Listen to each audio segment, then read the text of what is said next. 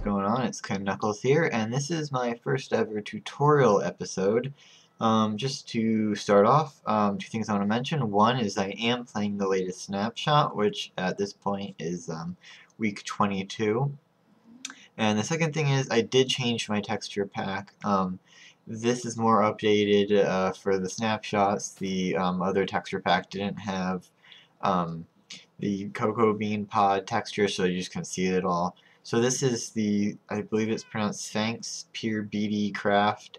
It's 128 resolution, and I like it a lot because it's really kind of smooth. It's not grainy or anything like some of the more realistic texture packs or the higher res texture packs. And it's kind of cartoony, which kind of fits in for that for the whole square, theme of the game. But to get to business, today we're going to be talking about wool. Now, wool isn't particularly useful. It is mostly a decoration block. But as you can see, I could have never have built this giant thing here, which I am currently working on. I'm going to change the legs. But I could never have built this if I didn't have a useful means of producing wool.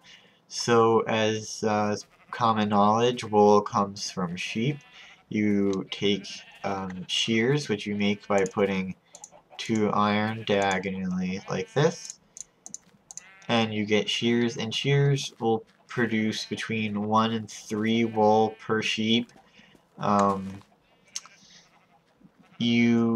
It's better because if you kill them, you get usually only just 1 wool at most, and the sheep dies if you shear them. Since I think 1.1 sheep will eat grass and regrow their wool, so it is regenerating. Now, I built this contraption here because it was what I thought the quickest way of harvesting wool. It's not the most efficient in that it produces a ton of wool per harvest, but it is the quickest and easiest, and I'll show you how it works really quick. You flip the switch. It pushes the sheep into this middle canal while still releasing a stream of water, and all you have to do is hold down, right click on the shears, and it shears all the sheep and lets all the wool travel down the stream. You have to wait a second for it to fully go down. We can flip the switch back, and you see there's 3 rows of grass here for the sheep to eat, and just like that one, they will regrow their wool in a short amount of time. And here we have an item collector, and we just flip the switch, and it brings the wool up to us. Now, item collectors have kind of a bad rap for being not the most efficient. The new, I guess it's going to be the 1.3 patch, kind of helps that, because what it does is when you have items out here, it bundles them together. So that helps. So you see it picked that up as 1. It helps in pushing the items up and not leaving any behind. I used to, before I got the snapshot, have to do 1 or 2 tries to get them all up. It seems to be working a lot better with the new feature. Usually I only need once. But the thing I like about the item elevator is this whole farm system here. I kind of, when it's fully complete, want to have just 1 canal going down, and then I can pick everything up all at once. Currently I just have the sheep wool going into it, and then over here I just have chickens laying eggs, and the eggs go down and then into the canal, and then in the future hopefully I'll have a cooker with cooking chickens, pigs, and cows, and then all that can just go down the canal and get picked up. So if we'll go over to the creative world and I'll show you how to build this. So here we are. Basically, to start off, you're going to need to capture some sheep, and you can easily just breed them by growing wheat, and you just feed them wheat. And what you're going to want to do is just spend a little bit of time finding or making some new sheep. You can get them to follow you with the wheat too if you want to capture them into a pen. Because basically once you get them in the wool harvester, it is difficult to breed them. So it's easier to breed them first and then just to kind of feed them or push them into the harvester once you've built it. Another point is that if you want the most efficient way of harvesting wool to get like a ton of wool at once, but it doesn't look as attractive, is to, hold on, let me just go in peaceful so these slimes go away. The best way is to have a ton of sheep. I'll show you here. We'll spawn a bunch of sheep. And if you see, they have a 2x2 space, not counting these posts on the side, to be able to move around. Now we just take some shears.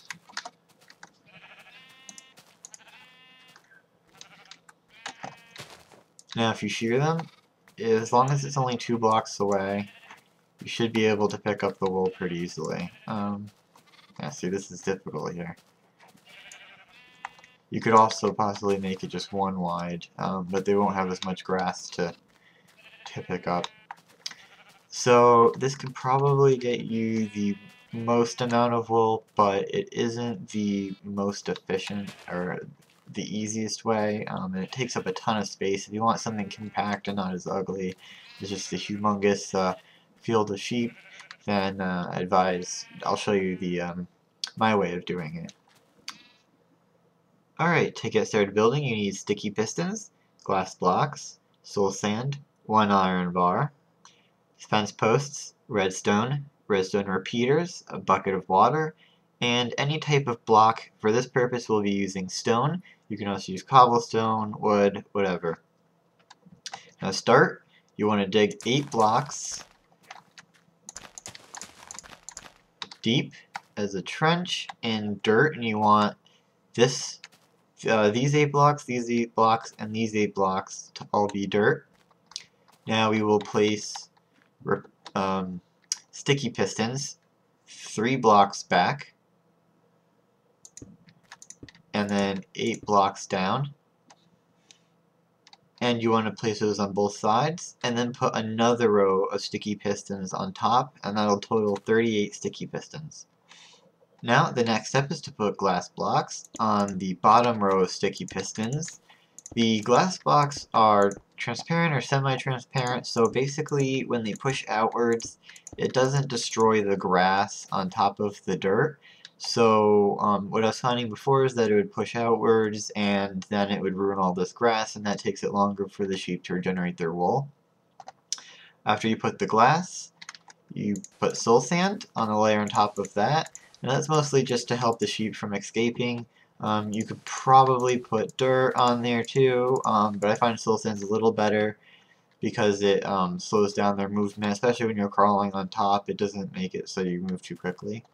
But dirt will work fine. Soul sand's easy to get. You just have to go into the nether. Not too difficult. Next, we are going to put our water block. So, put 1 block here. 1 sticky piston right there. And then a block here, a block here, a block here.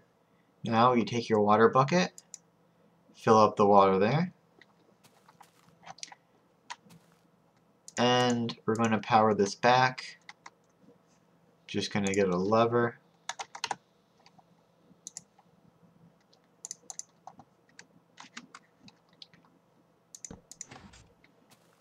Now this will stay extended, holding the water back.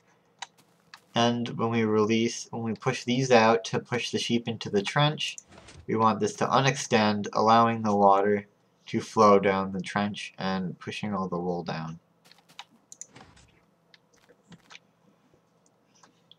Alright, for the next step, all you need is to place blocks behind the bottom row of pistons and place 2 rows of blocks behind it. And now we put repeaters on every other block to prevent the wires from mixing up, and also so that it can power both the top and bottom blocks. And then follow with redstone, connecting all along here, and then just in between each repeater to power the top. Like so. And do the same for the other side. So what I did here is I wired it on both sides, and I dragged the wire down and into here, and the same on this side, so now we can see how it works. And it's a little laggy just because I'm using the snapshot. As you see, they all power up. So for the last part of the wiring, we just need to have this piston here that controls the water extended, blocking the water, while these are unextended. So all we need to do is have a simple inverter. So we're just going to place a block here with the redstone torch on it and power that. And then to invert it, just need to take... Oh, that doesn't work. So as you can see here, it's not emitting particles, so that means that the power only goes this far. So we're just going to go to the third block here, put down a wire, put down a repeater.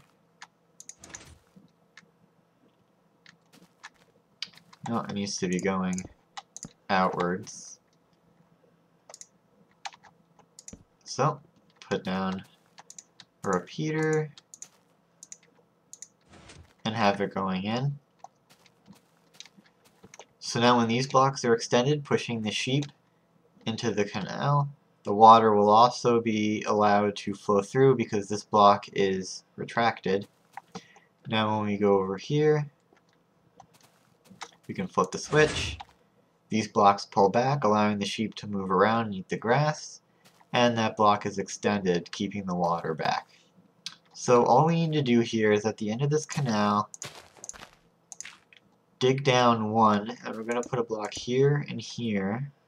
We're going to eliminate these blocks, and take the iron bars and just put them there.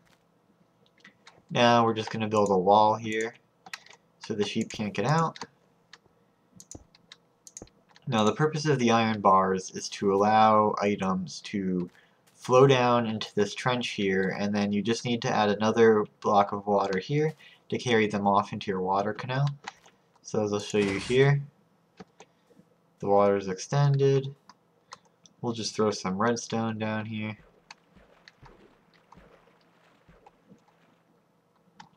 You can't see it, there it is. And it should go right there.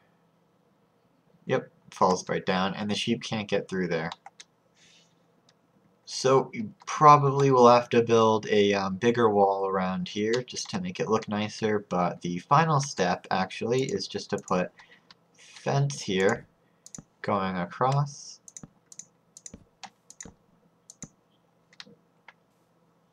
So that when you extend it, you can easily just look down here with your shears and shear all the sheep. So there you have it. That's how you build your wool harvester.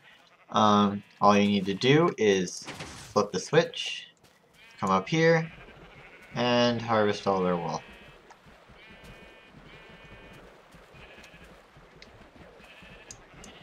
Missed one, and last one. There you go. And it deposits it all down there, and then flip it back, and they now have an 8x3 grass block area to regenerate their wool. So join me next time, and I'll be talking about how to get all the dyes and all the uses of wool. Thanks again. See you next time.